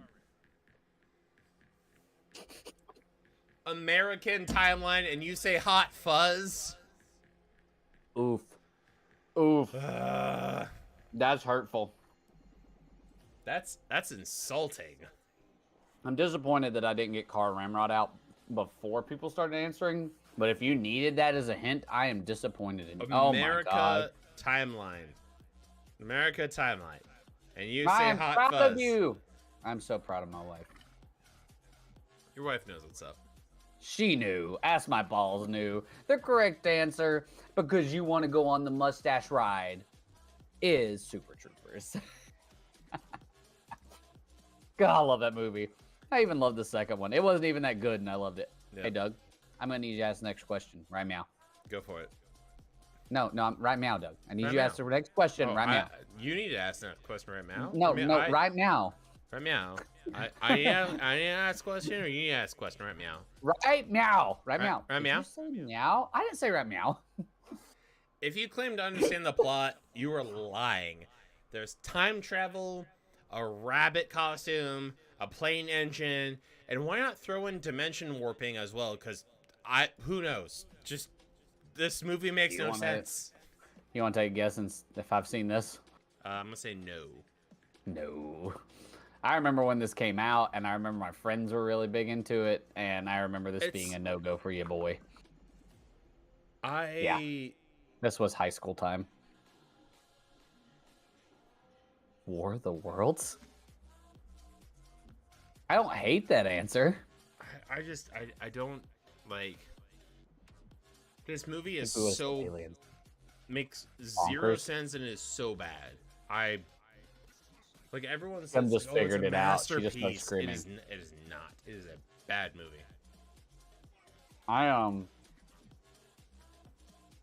So Kim answered and just figured it out. I want to request clarification and see if she gets it right, and then grade it as wrong. I mean, she's not wrong. That would essentially be the plot of that movie. But... They make this into a movie. So what you got? What is it? Answer is Donnie Darko. It is Donnie Darko. All I ever remember from that movie is the bunny outfit, right? Like, there's a dude sitting on the bench in, like, the bunny outfit. That is Donnie Darko, isn't it? Hold on. Don't ask this next question. Yeah, it's... I'll wait, because it's a dude in a bunny costume. Okay. Kind of. She's very upset. I thought so. That's what I remember from that. Can I go ahead now? Yeah. I'm right back. Cool. Jeff Goldblum goes through a glow up. Oh, I know this movie. I've never seen it, but know it. When science goes wrong and now has a thirst for puking on his food to digest it because Jeff Goldblum. If you don't love Jeff Goldblum, get out. That is my boy. I find him immensely entertaining. He's excellent in the Jurassic Park movies, obviously, but he I feel like I've seen a bunch of other stuff that he's in, and he did a Let's Play of the new Jurassic Park game with one of the YouTube stars that me and Kim watched, and like tried to science out how to build a Jurassic Park. It was hilarious. I guess he's really yeah, he was in Thor Ragnarok. I forgot about that. Mostly known for Jurassic Park in this movie, but wow, he does a lot of voices as well. How many answers? We got 7 of 7. That's right. He was in The Fly, where he turns into a fly, because why not? Oh, Jeff Goldblum. Back when you tried to act sexy. Wasn't he in The Rock, or am I imagining that? Jeff Goldblum was definitely in The Rock with Nick Cage, wasn't he? I don't believe so. Why do I feel like he was in The Rock? So, he was in Boss Baby as a voice. And then he was in Independence Day. I remember that. I have his IMDb pulled up already, so just go ahead to the next question. We'll rock and roll. All right. Got a case of the Mondays? Too damn bad. You get your ass kicked for saying something like that. Nope, he wasn't in The Rock. Who was the scientist in The Rock? Sean Connery? Was Nick Cage the scientist in The Rock? No, Sean Connery was like the secret agent something that came to break them out. I guess Nick Cage was the scientist. I didn't. Sean Connery, Nick Cage, Ed Harris, Vanessa Marcel, Claire Forlani, Michael Bean, William Forsythe, or Mike Judge. So I'm looking at John David C. Morse. McGinley. Yeah. Who is David Morse? Because I recognize his face. Was he in 24? Do you know who John C. McGinley is? Not off the top of my head, because mainly I don't know actors. Of course it is. Ah, God, I love Scrubs. I have not watched enough of Scrubs, but I do love it. Answer is Office Space. They just scored again. I'm a sad boy. All right, number 32. A dude going nowhere and his slacker buddy are just trying to get to the pub till the end of the world blows over. Oh, what's the name of the pub?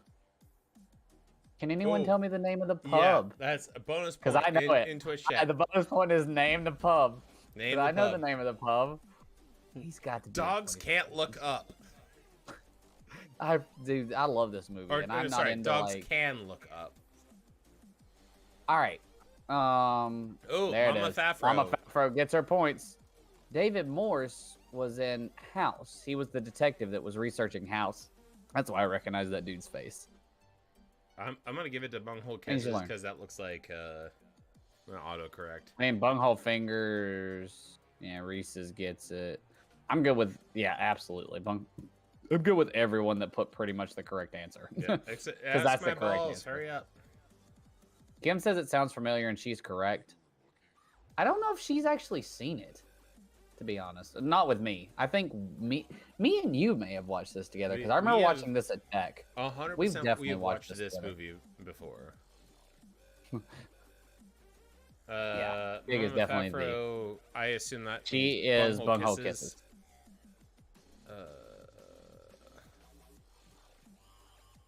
You got red on you? Put the amount of points. All right, so I'm just gonna add one more to that. Yeah, that's what I keep doing is one. What you got red on you? All right, Very and the confusing. answer is that something from the movie that I don't remember? Shaun of the Dead. It is Shaun of the Dead. I clearly can't type tonight. All right. All right. Let's just jump to the next one to keep it going. Yeah, we got to rock and roll.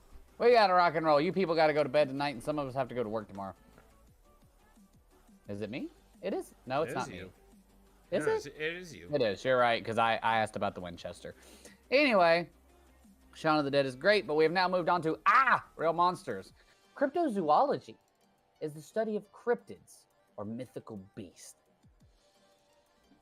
Gonna give you the name and description of the cryptid. You give me the country, state, or region of its origin. First up, pretty easy. Tell me where the Loch Ness Monster is located. Big old plesiosaur. About 350, Doug? About 350. We'll need about 350. Yeah, Mama Fafro. My Hurricanes are on. They're down 2-1 on a power play, but I am here for you. I'm Chinese food because I really like Chinese food. I need to finish this drink and get to one that tastes good. Stupid Hurricanes. I don't know what's going on with them lately, man. They've been so inconsistent. But... Oh, it should have been a goal. Who are we short? Please don't tell me we're short. Okay. So, the Loch Ness Monster can be found in Scotland in Loch Ness. All right, Doug. Hit it. Similar to Nessie. Hold on. Yes. Cushy is a large lake monster with 4 fins and a long neck. Again, you're telling us what country it's from. Yep. There are multiple answers for this one, according to Doug, who wrote this round, so.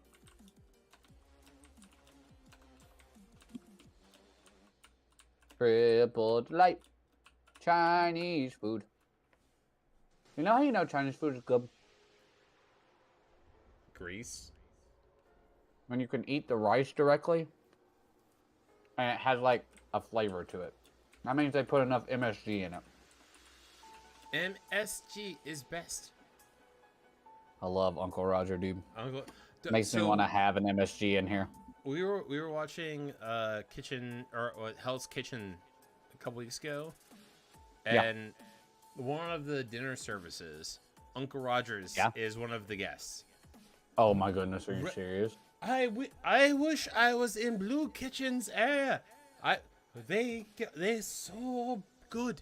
Red Kitchen so bad. Cannot get any food. Hiya. Hiya.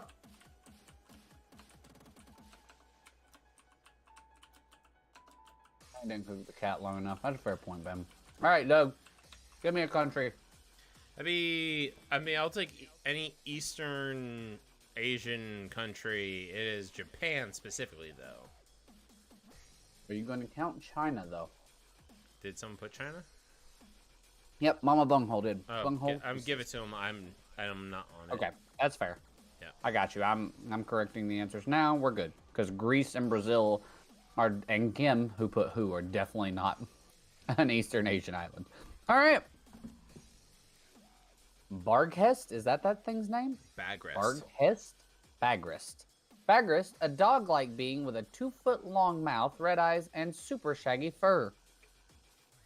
Also sounds like Fluffy from Harry Potter. I will say there is a what's it called? A book where this is the main antagonist, but also a hallucination. Oh, wait. Really? Um, Is that what that's based on? I know exactly what you're talking about. I can give you the book. I'm just curious if that's what that's based off of. Yeah. Because isn't that book, like, based in the U.S., though? No. Really? It happens in England? Yeah. Okay. Okay, maybe I am thinking of something different, but I'm going to take a guess before we finish. Am I waiting on my wife? Okay, no. Wait. Yeah. I was thinking of Cujo. Ah. This round is weird. I'm getting a drink. Yeah, this round is weird. Doug wrote it. We blame him. Yep. Kim! It was also written for Halloween, but is a super neat round. That's the thing about this round is, like, I'm super into cryptozoology. I think it's super neat. So, I'm all about it. I love this round. If you don't like it, you can get a booze while we do it. Yep. The answer is... It's in my book right now and is located in the Fey world. Prove me wrong. Well, we asked you for a country in the real world, so the Fey world isn't here. Prove me wrong. The answer right. is what?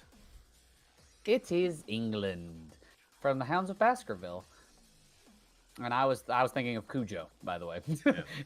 The Bagrest is in the Arthur Conan Doyle, or sorry, not Arthur Conan Doyle, the Sherlock books, the Hounds of Baskerville. Sherlock the hounds are hallucinations that look like this, that turned into mythos. That makes sense. And so they are from England or the UK. I hate you for this next gift, by the way. Really, like Kim, I'm sure you've watched Sherlock at this point. Don't even. All right, you ruined the end. Naga, half human, half serpent. It slithers around in rivers and lakes and are seen as portents of evil. If you put World of Warcraft as your answer, you would be wrong. Although, if someone had thought of Azeroth, I would have been so tempted to give it to them. Except I just told Kim that the Fey world wasn't in the real world, so can't do it. Yeah. I'll give that one. I think that's a fair answer. I mean, you've seen look at the note, yeah. No. Yeah, I read your note. No, to north. To Europe. If you say D&D, I might think about it, but you have to give if you give the race that Naga are a part of, because they are It's D&D. Yeah. Okay, sorry. Wait, that's what's his name? Oh, there's another correct answer. Yeah. What's his name? Who's saying that? It is D&D. I can't remember who's saying it. Virgins. Yep. Oh. And for some reason, my wife, who definitely is in here now, it is Stephen Lynch. I should have known it was Stephen Lynch. He does the superhero song. He also does the Halloween song, which they play on my radio station every Halloween. Yep. So the correct answer here is Malaysia, but we took anything in Southeast Asia. So yeah. Other than China, if you put India, that area, we gave it to you. Yeah. So, good job. You corrected all those, right? You're marking these as correct because I am. If you were going to go with D&D, it'd be Yuan Ti is the race that the Naga are a part of. It's a half human, half snake. So, Wendigo, a shape-shifting cannibalistic being that looks like a man, a wolf, and a deer that had a kid together. You're from the south. We call it a Wendigo. Wendigo. It's a Wendigo, Doug. A Wendigo. Wendigo. And I'll just be honest with you. Do you remember that Someone game? has one of them things mounted in their house. Okay. Do you remember Are you thinking of the game I was thinking of? The horror game? Choose your own adventure. It is called Until Dawn. Until Dawn, yeah. Such good playthroughs on Rami YouTube. Malek, if you enjoy horror playthroughs. Rami Malek. Yeah, Rami Malek is and Hannah. Hayden Panettiere is the main girl in it. But like the whole premise is fantastic. That game is so good as correction. That game is a great storytelling game. Sorry, we scored. I tied it up. I saw it. I've got it up. No. That is a great storytelling game. It is. I mean, there's not a lot of interaction or whatnot. There's quick time events, but it's a great storytelling game. To me, those games are what Ernest Cline was going for in Ready Player One. Yes. Those games are you playing a movie, is what it is. 100%. So I gave it to your wife. Anyone who did US. To Reese's Peanut Butter Bungholes. Yeah.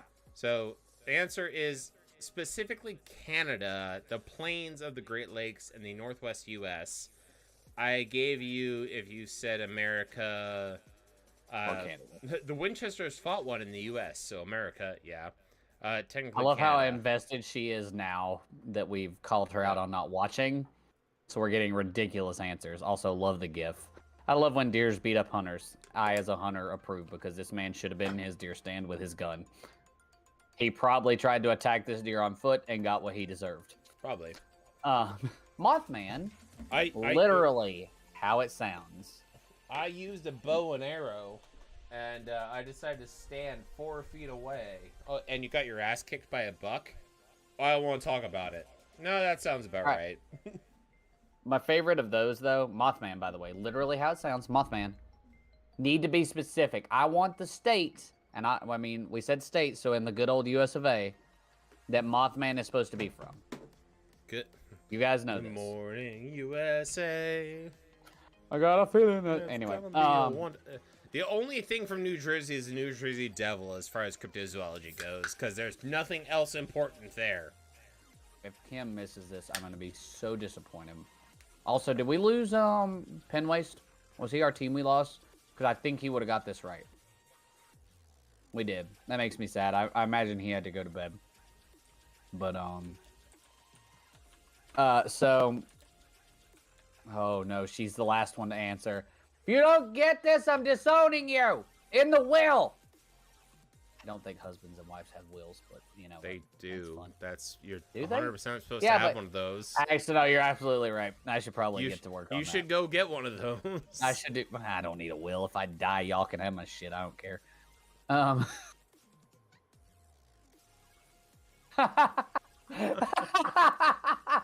Yeah, she's involved. It's only 5:30. Yeah, no. So we're on the East Coast. It's 8:30, and the Rock Quarry Live starts at 5 o'clock, right? So, right. And Penwaste is West Virginia. Sorry for engaging with Twitch chat, Doug. I will tell you, I'm kind of excited we're not playing games because I'm playing It Takes Two with Allie later. Oh, are you cheating on me with your wife? We finished the game, dude. She's my sloppy seconds. We did. Oh, don't say that. Don't say that. That's bad. Yeah. Anyway. Yep. Moving on. This is yours. All right. Yeah. West Virginia. Orobon. I said it. A scorpion tail, lizard body, webbed feet, ugly Sonic-looking whisker face. First described by a French missionary. That might help a little. Where were French missionaries mostly based in the colonization period of the world? I guess you could have asked for the continent. Yeah, continent. Sort of. Yeah, I'll say continent. That narrows it down a little bit. It's 2. Oh! I'll accept that. I'll take that. I think that, yeah, based on your note, that's correct. Which I find hilarious because I would have put that as my answer because of I'm gonna. I will say answer yet. Another term it goes by is Ouroboros. I will take that one. I will take that one. Yep. I agree. Who are we missing? Oh, we're missing Kim again. I assume she was the question mark. You're thinking about this for too long. We have lives to live. I just love messing with her. Oh. What are these answers? She's typing out short novels to us. Yeah. But she's right. Oh, yeah. All right. Well, the answer is it's Asia or North Africa. Which we accepted Egypt. Yep.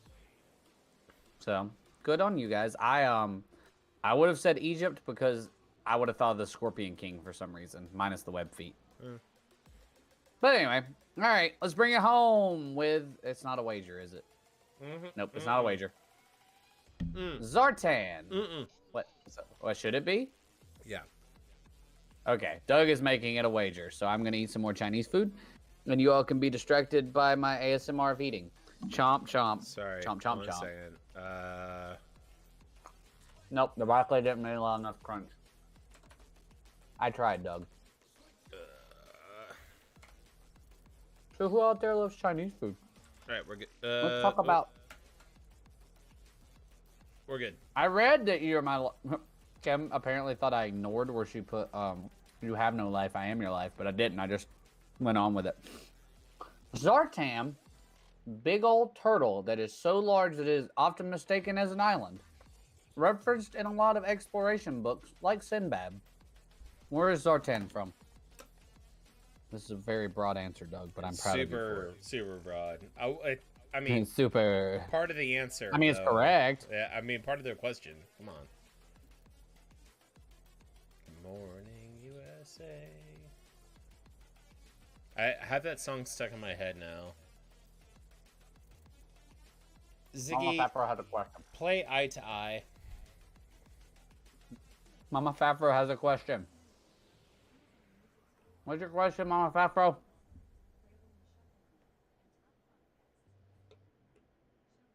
She raised her hand.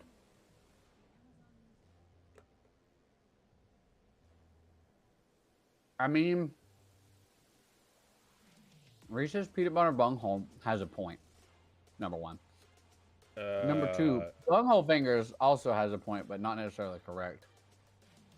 Cam has run out of unique ideas. I will give half credit to the Reese's. I would give half credit to the Sewers and the Caribbean, because the Caribbean is pretty much the correct answer. And we did say it was general.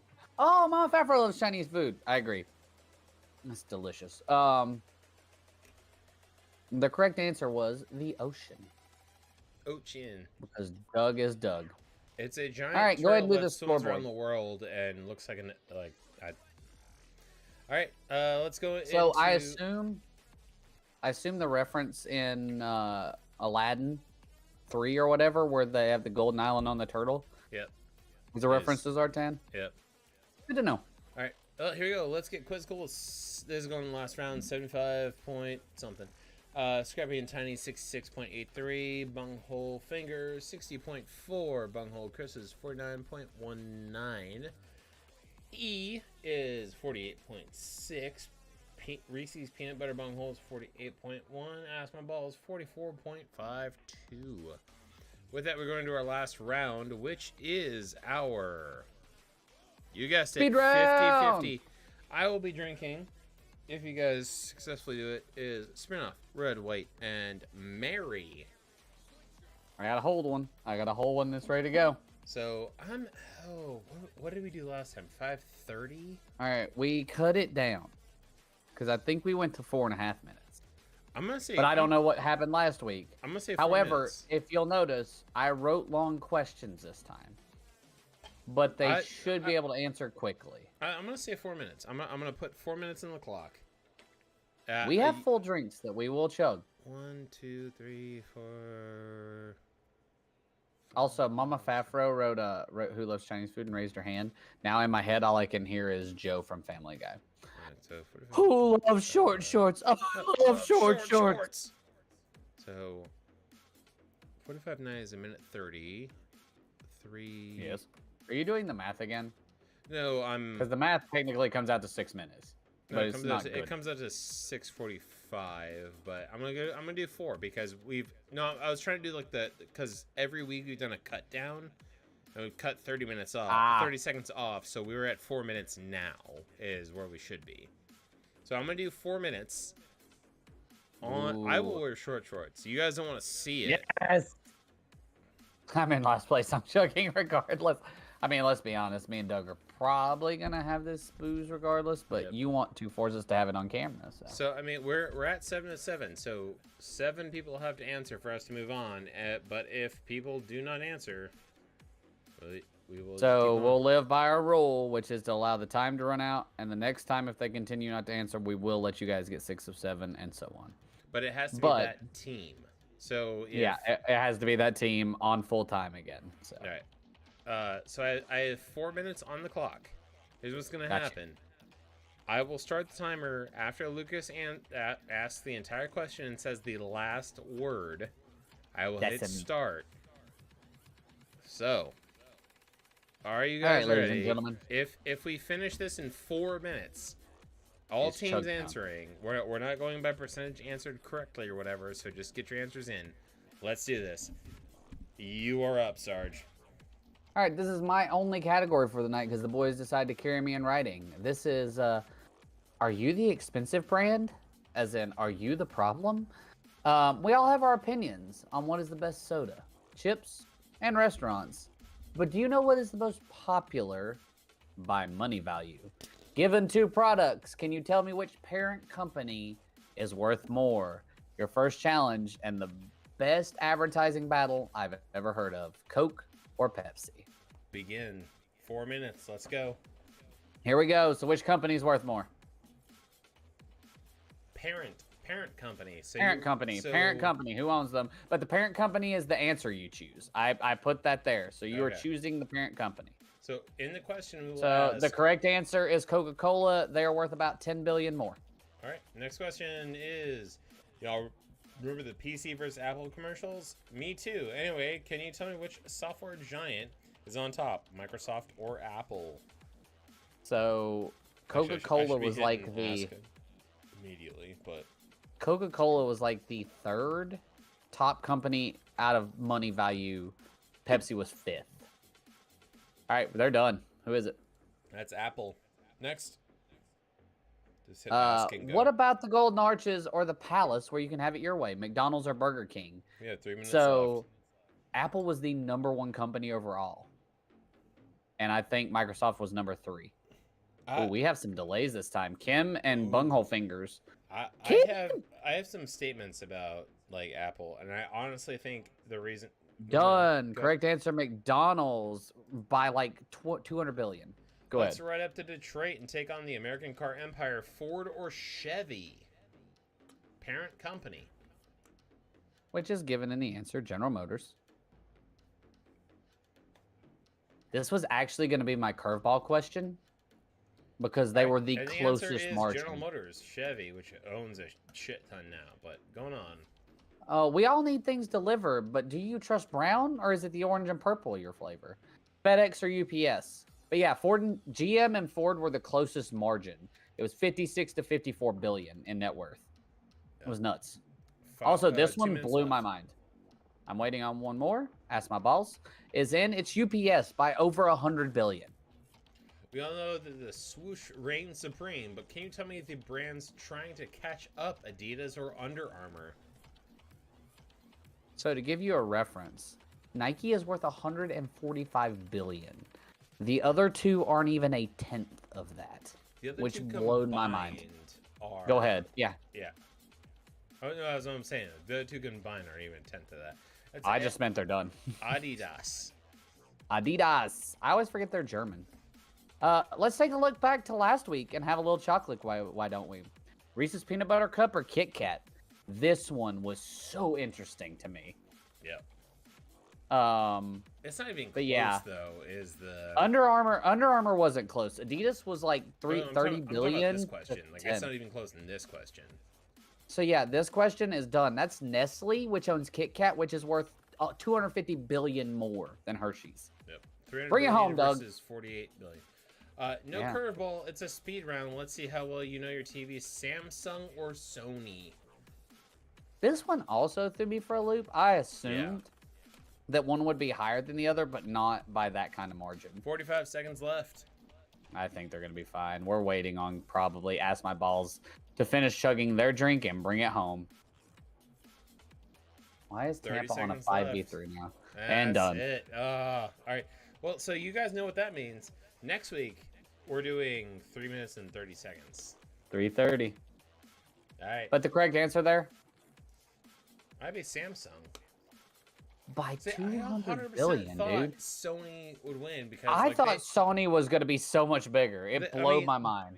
The PS5 alone, just like the price for purchase versus how many were sold and how, like the PS3, the PS4, and the PS5, how hard it was to get your hands on. And I think that actually, now you say that, production might be the difference. Because honestly, if they had PS3, 4, and 5s out for people to buy them as they were coming out, at the rate desired, yeah, like boom, boom, boom, no problem. I agree. Versus, wholeheartedly. I found a PS5. The only reason I found a PS5 is because Mike Reynolds had reserved one on Target. Yep. And then I heard about this. So right, for those listening, our mutual buddy Mark Reynolds had bought a PS5 or reserved a PS5 on Target, and was like, "Hey, I have a student who works for GameStop who has one and is going to give me the employee discount. Do you want mine?" And I was like, "Yeah." And so we had to time it so that he hit release PS5 and I hit buy PS5 at the same instant to get it. Amazing. But I did the same thing with my Switch, where he's like, "Yeah, one of my students works for Walmart. They have 10 left. If you can get to Walmart in the next 4 minutes, you're good." And that's how I got a Switch as well. Mike Reynolds' video game connections will never cease to amaze me. He's got kids who work for everything. But all right, let's go into Scoreboard. the scoreboard. And the winner tonight is Let's Get Quizzical. Lovely. Message Sarge on our Discord. I'll put it in there. Bunghole Fingers 83.7. Scrappy Tiny 81. E75. Ask My Balls 67. Bunghole Kisses 63. Reese's Peanut Butter Bungholes 55. That is our round for tonight, ladies and gentlemen. But you won the speed round. They won the speed round. I got you, man. To the ladies and gentlemen. To all of you. Are you ready? Cheers. Well done. Well played. Cheers to you, sir. Down it goes.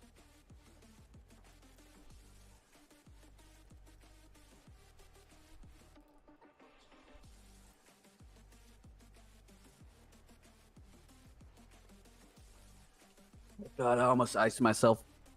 I got a burp. Oh, that's the thing about doing that. Ooh, the burp. Oh, the burp is so needed. It was not pleasant. So we will be back next week for regular trivia. We're not gonna play games tonight. If I'm gonna go play some games with my fiance.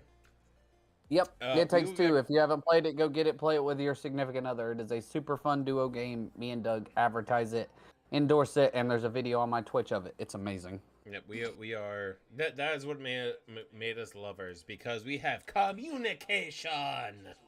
Life partners, baby. You can't take us down.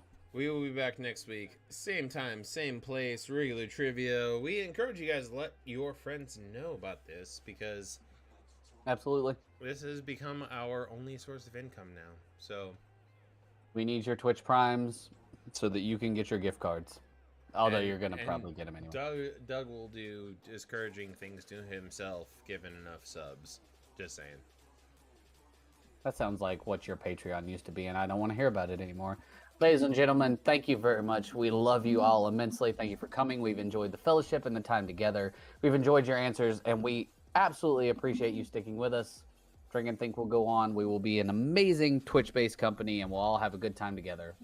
But until next week, y'all have a good one. Have a good weekend. And we'll see you down the road.